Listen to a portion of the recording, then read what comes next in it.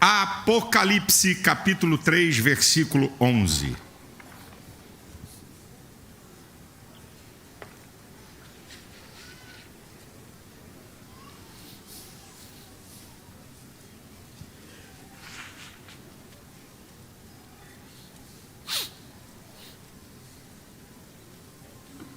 Apocalipse capítulo 3, versículo 11. Eis que venho sem demora. Guarda o que tens, para que ninguém tome a tua coroa. Eu quero declarar que Jesus vem. Você pode dizer? Jesus vem?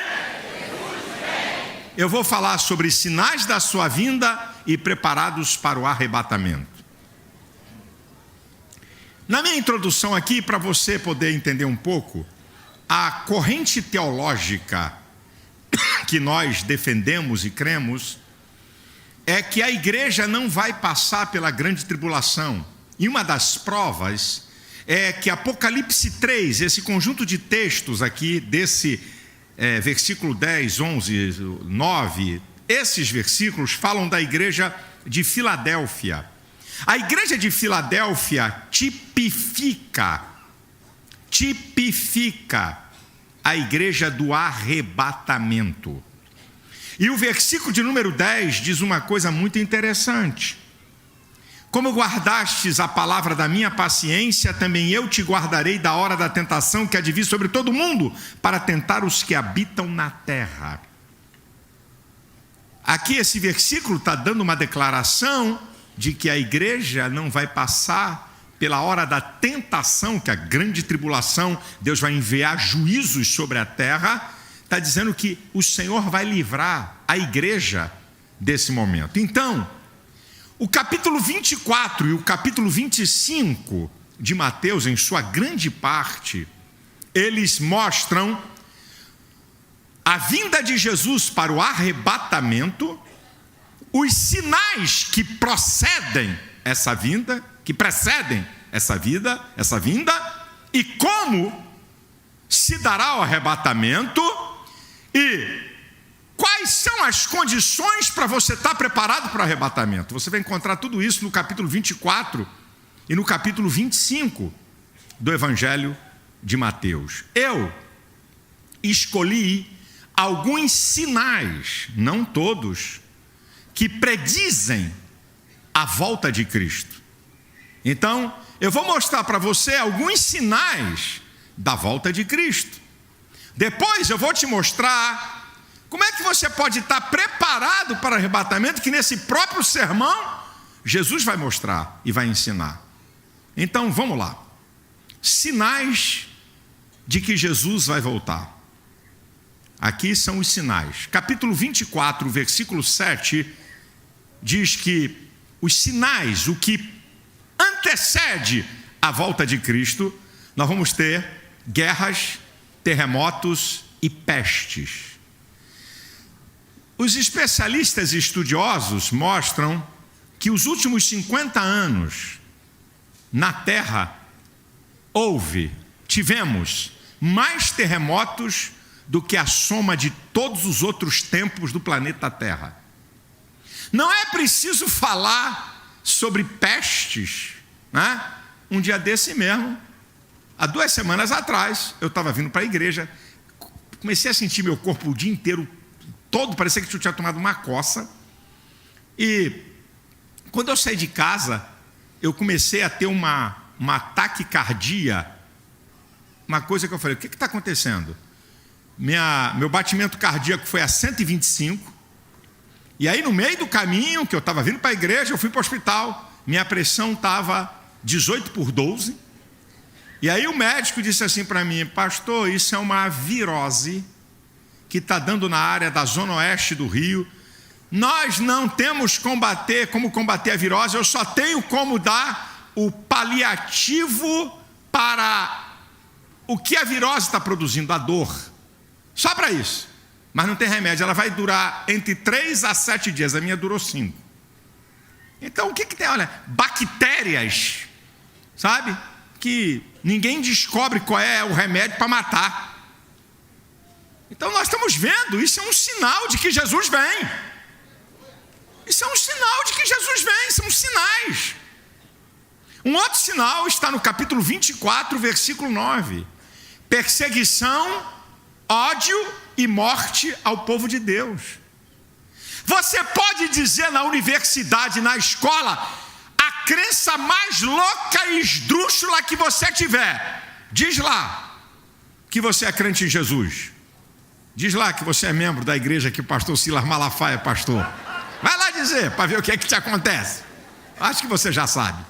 O que é isso? Perseguição, ódio, caluniam, difamam. Irmãos, eu tenho no meu Twitter, no Facebook, no Instagram, mas são vários. Eu te odeio, quero que você morra. Não, nem 2, nem 10, nem 50 não. Odeia o povo de Deus, odeia você que oferta, odeia você que dizima, odeia você que vem à igreja, odeia você que crê na palavra de Deus, ódio. E outra, nós não estamos vivendo uma islamofobia não, conversa fiada, é uma cristofobia. Em 2017, mais de 100 mil cristãos foram assassinados no mundo, e a imprensa esconde essa barbárie e essa vergonha. O que é isso, minha gente? Sinais da volta de Cristo. Sinais da volta de Cristo. Um outro sinal, que está no capítulo 24, versículo 12: por se multiplicar a iniquidade, o amor de muitos esfriará. Esfriamento da fé. Agora a palavra aqui, por se multiplicar não o pecado, é por se multiplicar a iniquidade. É aquela pessoa, qual é a diferença de pecado e iniquidade? Pecado é o que eu cometo, você comete, fala uma coisa indevida, tem uma atitude errada, isso é pecado. Iniquidade é aquele que vive na prática, voluntariamente, persistentemente, conscientemente, na prática do pecado, e sabe que é pecado, e sabe que é errado, e menospreza a lei de Deus. Isso é iniquidade. Lá, aquilo que está lá em Mateus 7, 23, não diz, olha, eu nunca vos conheci, apartai de mim vós que praticais o pecado. Não, a iniquidade é uma prática de sã consciência, voluntária, persistente, de pecado e conhecendo a lei de Deus. Esse é um sinal. Gente dentro da igreja, muitas vezes, na maior cara de pau, dando trambique nos outros, sabe que está dando trambique. Gente, na maior cara de pau, está dentro da igreja, mas está com o namorado indo para motel. Gente, na maior cara de pau, está dentro da igreja e tem amante. Está aqui, chora, fala língua estranha. Se alegra quando tem um hino bacana, mas vive na prática da iniquidade. É sinal de que Jesus vem. Jesus vem. Um outro sinal, eu disse que não vou falar todos, está em Mateus capítulo 24, versículo 36. Como nos dias de Noé, que casavam-se e davam-se em casamento, assim se dará a volta do Filho do Homem. Aí nós temos que ir lá em Gênesis capítulo 6, do versículo 11 ao 13, para entender os dias de Noé. Diz a Bíblia, Deus falando com Noé, que a terra estava cheia da violência e estava corrompida. Não está falando de corrupção de dinheiro, a terra corrompida. Sabe o que é corromper? Apodrecer por dentro. Apodrecer caráter, crenças e valores, viver uma devassidão ampla, geral, irrestrita, moral. E aí Jesus, violência, a terra está corrompida, seus valores morais, seu caráter do ser humano, e Jesus usa uma outra palavra, casavam-se e davam-se em casamento, isso é, viver exclusivamente na prática dos desejos da natureza humana. Precisa falar de violência? Ah, pastor, mas aqui é o Brasil. Meu irmão, um dia desse, um dos países com menor índice de violência no mundo, chamada Noruega, primeira Noruega, um louco fuzilou vários jovens. Vocês se lembram? Isso foi ano passado. Agora, a Finlândia, um outro país com um dos menores índices de violência, um louco entrou dentro de uma mesquita e anda com a câmera ao ao vivo pelo Facebook, matou, chocante, repugnante, várias pessoas que estavam naquela mesquita. Lugares de extrema paz, agora no Brasil, uma cidade aí do interior de São Paulo, 11 bandidos foram fuzilados, foi um auê. Não, bandido foi fuzilado, roubo de banco, estourar caixa de banco, 11 foram fuzilados, uma cidade pacata. Também, na grande São Paulo, uma outra cidade, a garotada fuzilada. O que é isso? Sinal de que Jesus vem, Ele vem, Ele vem, Ele vem. Um outro sinal da vinda de Cristo, o quinto, 2 Timóteo capítulo 3, que nos últimos dias haveriam tempos difíceis, outras versões trabalhosos, homens amantes de si mesmos, sem afeto natural, detratores, mentirosos, obstinados, blasfemos. O que a Bíblia fala de sem afeto natural? O ser humano é tratado como coisa, se mata a gente como se mata mosquito. Se faz apologia do aborto como se fosse uma coisa tranquila, como se não fosse um assassinato de um pequeno ser humano. Dias difíceis, difícil manter casamento, difícil criar filho. Difícil. Sinal de que Jesus vem. Sexto lugar, sexto sinal, está em 1 Timóteo, capítulo 4, versículo 1. Nos últimos dias o Espírito expressamente diz que muitos apostatarão da fé, dando ouvidos a espíritos enganadores e a doutrinas de demônio. Apostasia é negar a fé, e tem duas coisas: espíritos enganadores. Lembra lá de 2 Coríntios 11, 14, que até Satanás se transfigura em anjo de luz? Profecias, visões, revelações, curas, parecidíssimo com o reino de Deus, mas é capeta puro. Espíritos enganadores, aí a coisa fica mais profunda. Doutrinas de demônio, estamos falando de teologia, conhecimento e ensino, deturpar a verdade do evangelho. Meu irmão, tem igreja por aí? Eu vou ficar quieto? Tem igreja por aí, meu irmão, que pastor é só pregação de autoajuda, é só pregação de conquista. O cara está adulterando, tem amante, o cara está tendo relação sexual, ninguém quer saber de nada, sabe? Ninguém quer saber, vem aqui, dá dízimo, dá oferta, canta, louva, pinta a igreja toda de preto, luz para lá e para cá, não tem nada contra, tá certo? Mas não tem compromisso com nada. Não tem compromisso com o evangelho, vem aqui, presta culto, dá dízimo, dá oferta, e depois a semana toda a vida esculhambada, e estão ensinando uma graça leviana, e não graça de Deus. Pode fazer o que quiser, não quero saber o que você está fazendo, se você está adulterando, está se prostituindo, está roubando, está dando golpe, que vida devassa é a tua. O importante é você estar aqui, você louva, você adora, você canta, você chora. Isso é doutrina de demônio. E também negando a divindade de Cristo e a existência do Espírito Santo. E também eu tive uma aí, olha gente, cabeção da teologia, 2 caras do Brasil, cabeção da teologia. Não, nós temos que entender que o casamento gay é um direito civil. 2 cabeção do Brasil em teologia. Aí eu fiquei ouvindo aquilo, falei, Espírito Santo, que conversa é essa? Porque eu vou falar com Deus, né? Eu falei, Espírito Santo, me dá uma palavrinha aqui para me responder esses caras de influência. Aí o Espírito Santo disse, meu servo, bebê da número 1 a 51 é direito civil. Acima de 18 anos ter relações sexuais é direito civil.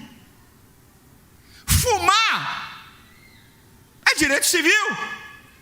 Só que no meu reino é pecado.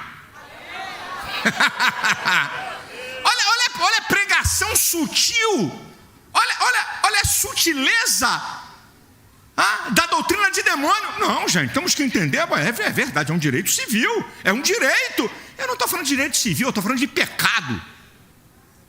É uma relação pecaminosa. É direito civil, os caras vieram. Eu larguei um vídeo, mas larguei em cima, com força. Isso tem uns 2 anos. Larguei, como é que é, meus amigos? Vocês só esqueceram de uma coisa: esse direito civil, aqui no reino, chama-se pecado. E o que Jesus faz é libertar desse pecado e de outros. Jesus vem. Jesus vem. Jesus vem. Jesus vem. Os sinais estão aí. E o último sinal, o 7º, Atos capítulo 2, versículo 17. E acontecerá, diz Deus, que derramarei do meu espírito sobre, nos últimos dias, derramarei do meu espírito sobre toda a carne. Vossos filhos e vossas filhas profetizarão, vossos jovens terão visões e vossos velhos sonharão sonho. Você tem que entender, porque o pentecostal entende como o último derramado do Espírito Santo é fogo, é poder. Momentinho, existem 3 áreas principais da maior atuação do Espírito Santo. É isso que o texto está falando. O derramado do Espírito Santo sobre toda a carne. As 3 áreas de maior profusão da ação do Espírito Santo. Número 1, salvação. João 16:8 diz que é o Espírito que convence o homem do pecado, da justiça e do juízo. Então, meu irmão, nessa última hora haverá salvação em grande escala.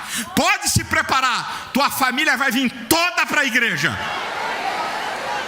É o derramado Espírito do último tempo.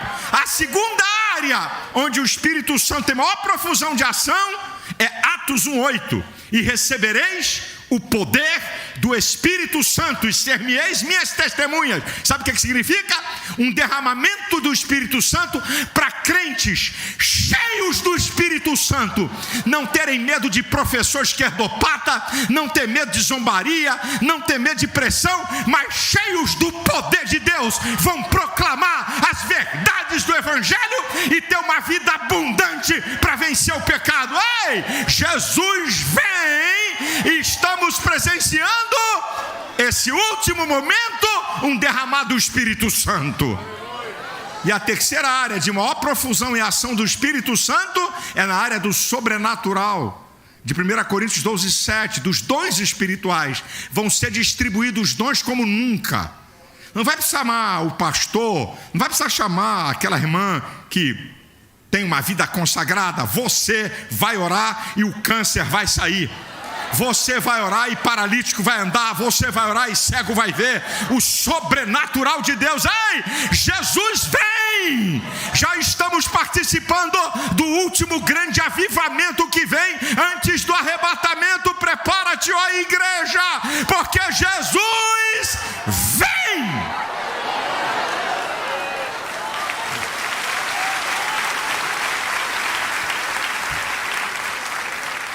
No próprio sermão do capítulo 24 e 25 de Mateus, que fala sobre a volta de Cristo para arrebatar a sua igreja, nesse próprio sermão vai nos dizer como é que nós podemos estar preparados para o arrebatamento, através de 3 parábolas, 3 parábolas e uma palavra em destaque. Então vamos analisar as parábolas, porque elas é que me dizem como é que eu posso estar preparado para o arrebatamento. Quem aqui quer ser arrebatado? Então, vamos lá. A primeira parábola é a parábola dos 2 servos, de Mateus, capítulo 24, a partir do versículo 45. Síntese: quem é, pois, o servo fiel e prudente que o Senhor colocou para administrar a sua casa? Bem-aventurado aquele servo quando o Senhor voltar e o achar assim, o colocará sobre todos os seus bens. Então, vamos analisar o que está dizendo. Está falando, quem é, pois, o servo fiel e prudente? Tem 3 coisas aqui. Número 1, servo. Quem vai ser arrebatado? É aquele que Deus é teu dono. É aquele que se submete à vontade de Deus. Servo. Não faz a sua vontade, mas a vontade dele. Servo fiel. Aquele que cumpre aquilo a que se obriga e não importa o preço que tenha que pagar. Não importa o preço que eu tenha que pagar para defender a minha fé e para servir a Deus. Terceiro, prudente. Aquela pessoa que evita dano ou erro. Evita confusão na igreja, dissensão, divisão. Fazer a obra de Deus de qualquer jeito. Prudente. Aqui tem 3 características de quem vai ser arrebatado. Agora eu vou pular uma parábola para deixá-la para a última, e vamos à parábola dos talentos.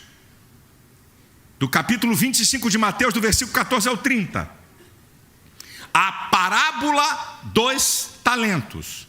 Os talentos é a capacidade de usar as suas habilidades. É isso que a parábola está mostrando. A capacidade de usar as suas habilidades. Agora, a parábola é dividida em servo fiel e infiel. E também ela diz servo bom e fiel, produtivo. Então, é produtivo aquele que tem a capacidade, não é? De usar suas habilidades. E a parábola é dividida em servo fiel e infiel.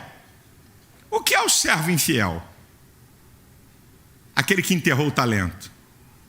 Ele é marcado pelo medo de errar. E pelo medo de errar, ele não tenta acertar. E o resultado, sabe qual é? É que se você não usa aquilo que Deus te capacitou para a sua obra, Ele tira de você. Agora, sobre os servos, são 2, os servos fiéis, eles entram na parábola como servos. Mas tem uma palavra, servo bom e fiel. Foste fiel no pouco, sobre o muito te colocarei. Eles entram como servos e terminam como governantes. Por quê? Porque lá em Apocalipse capítulo 8 diz que o Senhor vai nos fazer sermos reis e sacerdotes. Indica que no céu vai ter função. Então, o servo fiel, ele entra como servo e termina como governante. Isso é para mim e para você. Aqui você é servo, mas quando a trombeta soar e você for arrebatado, você vai para um outro nível. Você vai ser governante. Não é mais servo. Então, nós encontramos aqui o servo produtivo. Está repetindo a palavra servo. Está repetindo ser fiel. Repete na parábola, então é um destaque nessa segunda parábola de quem vai estar preparado para arrebatamento, repetindo 2 vezes a mesma coisa. É para a gente ter um alerta sobre que tipo de vida cristã nós estamos vivendo. Agora eu vou para a última parábola de Mateus capítulo 25, do versículo 1 ao 13, que me mostra quem é que vai estar preparado para o arrebatamento, a parábola das 10 virgens. Preste atenção e aguce o seu ouvido. 10 virgens, está indicando a igreja. As 10 saem ao encontro do noivo. As 10 têm lâmpadas acesas. As 10 têm azeite na botija. As 10 é que preparam as suas próprias lâmpadas. E aqui começa o ensino. Quem tem que cuidar da sua vida espiritual é você. Só que 5 são prudentes, têm azeite até o encontro com o noivo. E 5 são loucas, têm azeite por pouco tempo.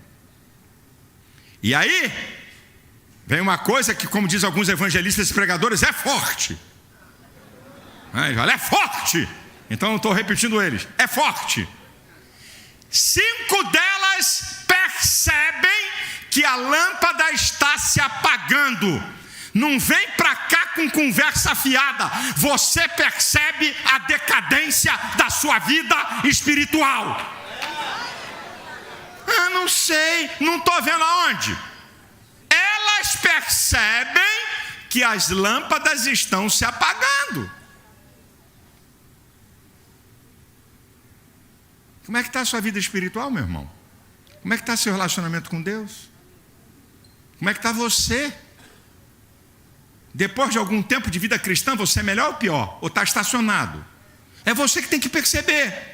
E aí eu também aprendo nessa parábola que cada uma tem azeite para si. Porque quando as lâmpadas vão se apagando dessas virgens loucas, elas vão pedir às virgens que têm azeite de reserva: dá-nos um pouco do seu azeite. Qual é a resposta? Não. Vá comprar quem vende, porque pode faltar para mim e para você. Aí tem um outro princípio que está no texto. A graça de Deus não é transferida de um ser humano para outro. Cada um viva da sua própria fé. E o azeite na lamparina significa a vida cheia do Espírito Santo. É eu e você que decidimos ser cheios ou não do Espírito Santo.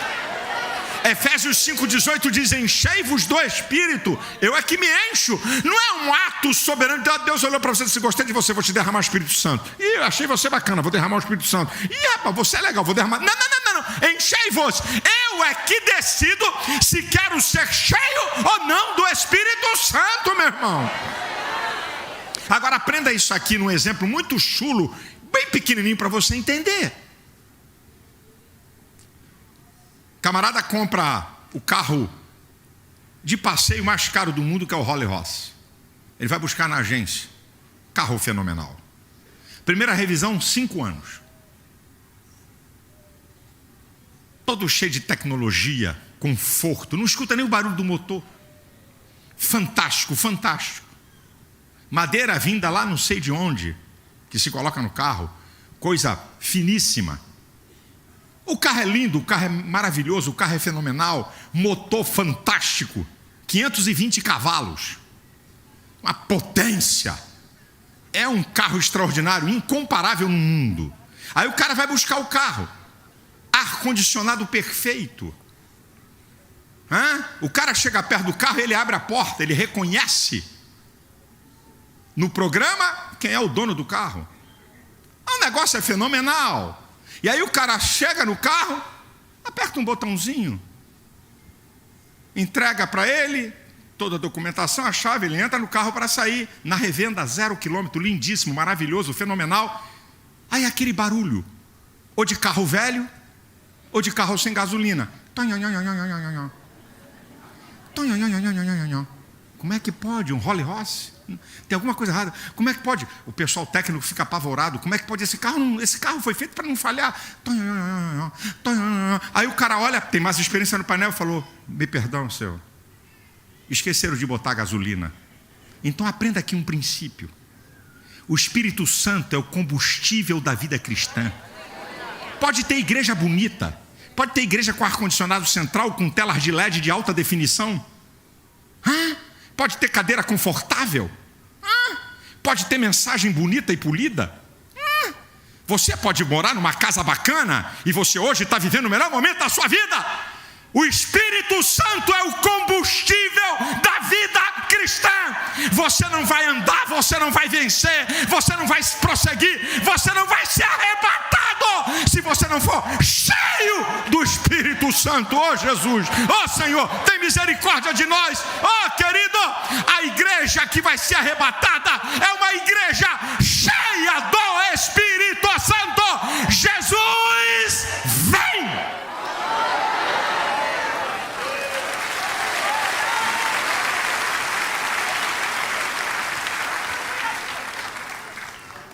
E dentro desse texto, para mostrar quem é que vai estar preparado para a vinda de Cristo, 3 vezes é dito.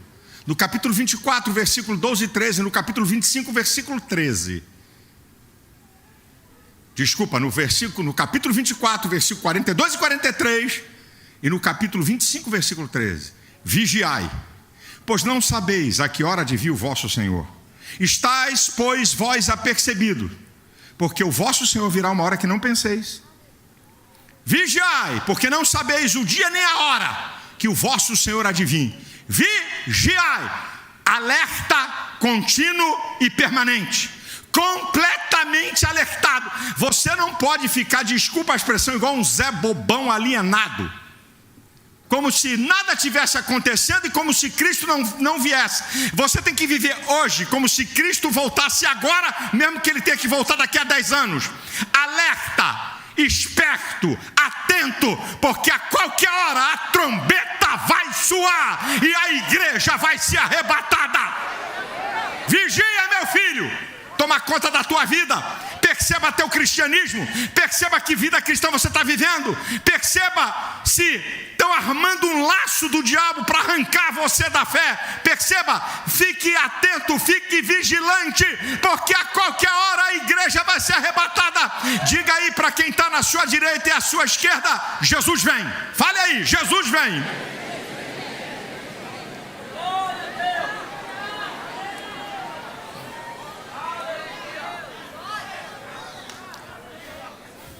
A conclusão da minha palavra: primeiro,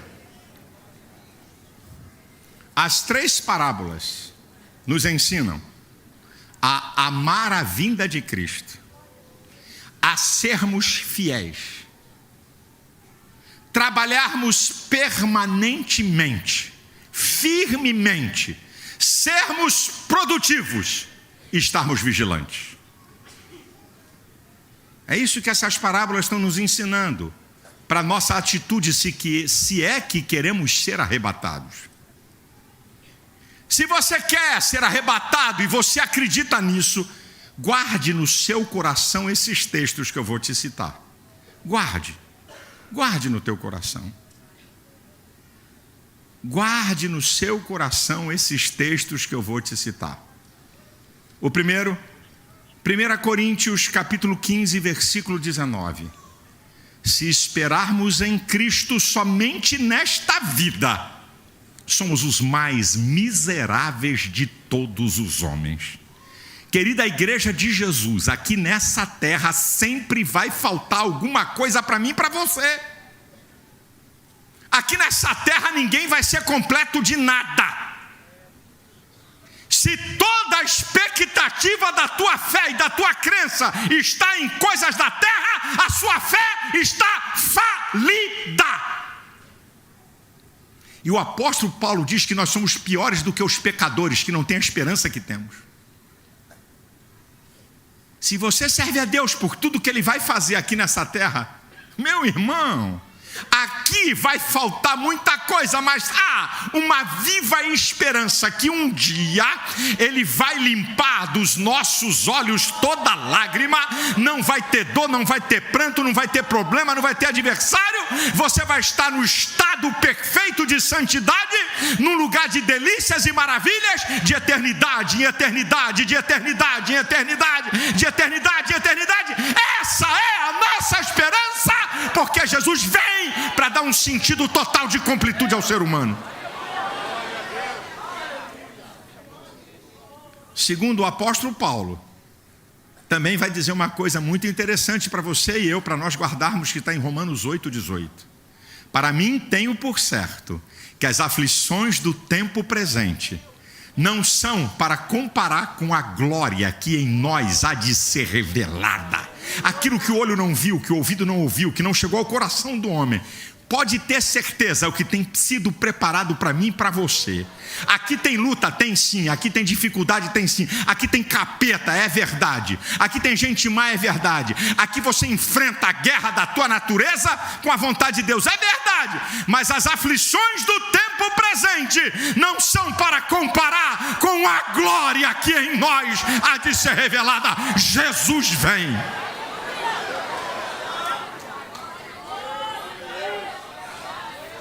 Guarde esse texto de 1 Coríntios capítulo 15, versículo 51.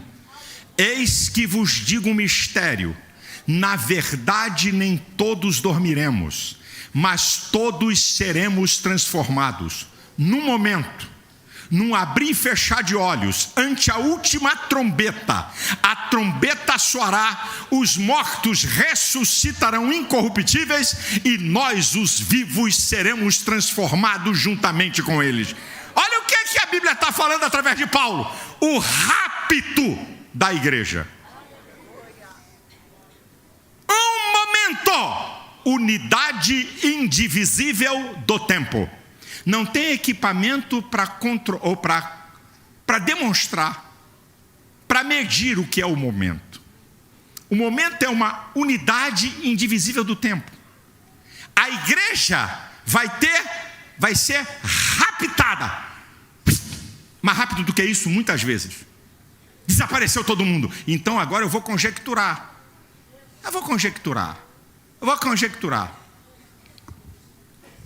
Você lembra em Daniel capítulo 10 que o Senhor mandou um anjo para trazer a resposta a Daniel, e que Satanás, que é o príncipe das potestades do ar, Efésios 2:2, se colocou no meio do caminho e impediu um anjo de chegar até Daniel para trazer a resposta? Ele teve que voltar para o trono de Deus, e Deus teve que enviar Miguel para abrir passagem para poder chegar à resposta.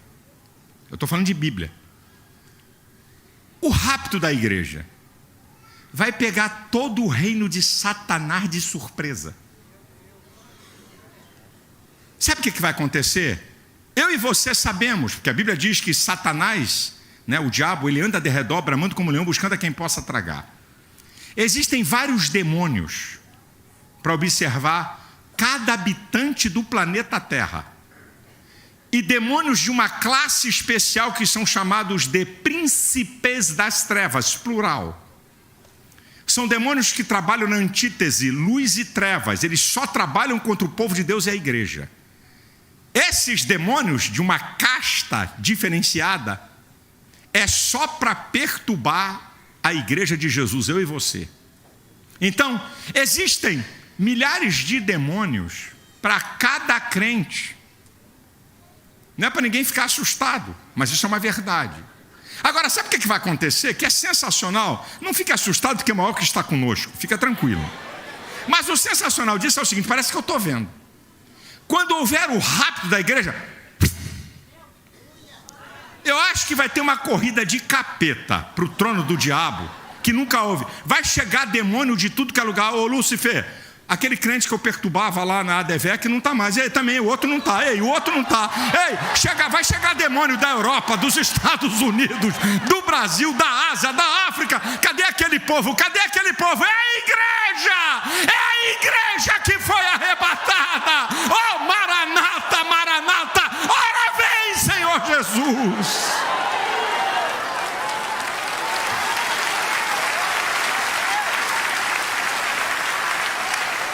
Olha o texto que eu li, de Apocalipse, capítulo 3:11.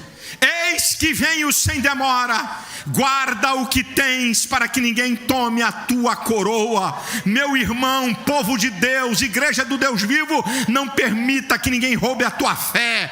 Não permita que ninguém arranque aquilo que Deus tem prometido para a tua vida, que é um estado de glória. Não permita.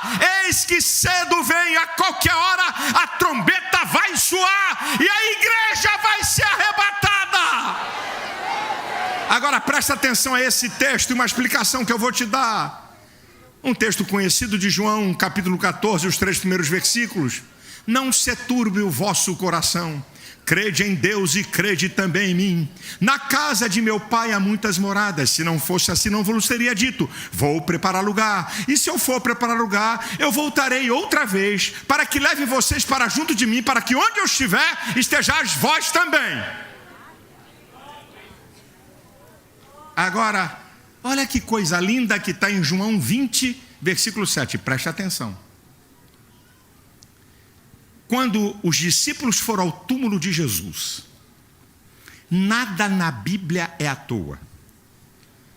O texto diz que no túmulo haviam lençóis enrolados. E em algumas Bíblias, que é fidedigna original, o lenço que cobria o rosto de Jesus estava dobrado. Presta atenção que isso quer dizer. O lenço estava dobrado e os lençóis enrolados. Naquela época, na tradição daquela época, os servos preparavam a mesa para o Senhor. Quando o Senhor chegava na mesa para se servir, o servo ficava olhando. Se o Senhor pegasse o lenço, limpasse a boca, a mão, a barba, enrolasse e jogasse fora, jogasse em cima da mesa e se levantasse, aquele era um sinal que a refeição tinha terminado, que o servo podia ir à mesa e recolher.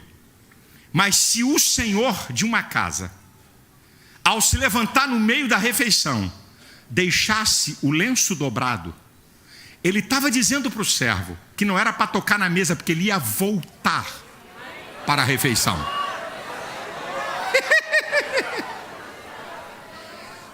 O que Jesus quer demonstrar com isso? O que Jesus quer demonstrar ao deixar o lenço dobrado no túmulo? Eu vou voltar. Eu vou voltar. Eu vou voltar. Eu vou voltar. Está no capítulo 20 de João, versículo 7. O lenço estava dobrado. Jesus estava dizendo: eu vou voltar. Eu vou voltar, eu vou voltar, eu vou voltar, eu vou voltar, eu vou voltar, eu vou voltar. Irmãos, eu termino a minha palavra, aquilo que você encontra no capítulo 2 e 3, por 7 vezes no livro de Apocalipse, quando ele envia as cartas às igrejas. Quem tem ouvidos, ouça o que o Espírito diz à igreja. Jesus vem. Jesus vem. Oh, Jesus vem. Oh, a qualquer hora a trombeta vai soar, meu irmão. Você é peregrino e forasteiro. Você está de passagem aqui nessa terra. Olha, não ponha o teu coração em nada daqui. Use, mas não ponha o coração. Use, mas não ponha o coração. Use uma roupa bacana, não é pecado, não tem nenhum problema. Use um bom carro, não é problema, não é pecado. Tem uma boa casa, use. Faça um bom passeio, use. Mas não ponha teu coração, porque nada disso te pertence. Use o dinheiro, coisa muito boa, é uma ferramenta, mas não ponha teu coração, porque você está de passagem. Ei, estamos de passagem, somos peregrinos e forasteiros, estamos a caminho das mansões celestiais, onde não vai haver dor, onde não vai haver lágrima, onde não vai haver problema. Ei, Maranata, Maranata, ora vem, Senhor Jesus. Você pode repetir depois de mim? Maranata, Maranata, mais uma vez, Maranata, ora vem, Senhor Jesus.